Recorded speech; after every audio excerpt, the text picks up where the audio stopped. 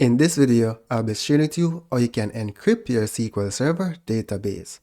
So we'll be using the transparent data encryption, shortened TDE. Now the first thing that you want to do is create a master key within your master database. Now I already have a master key in my database, so executing this statement will fail. You can check your keys by querying the sys symmetric keys, right? Let's execute this statement.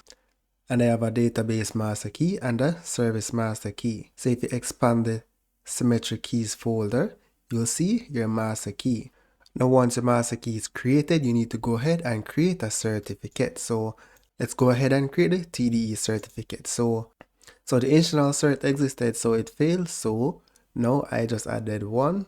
You can check your certificates by querying the sys.certificates DMV. These are the list of certificates that I have. Now let's define the database encryption key.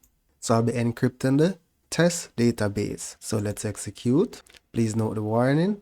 The certificate for encrypting the database key has not been backed up, right? So now we need to enable encryption on the database.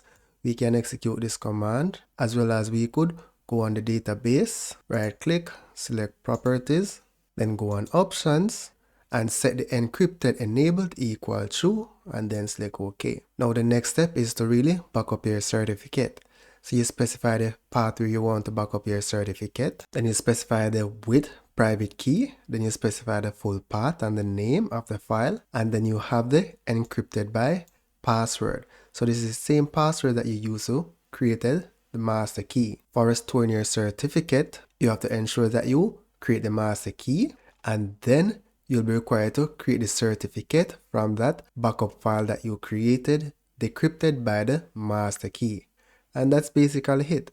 So that's it for now, guys. Thank you for watching and see you in the next video. For more training, you can check out my Udemy courses. The link is in the description of this video.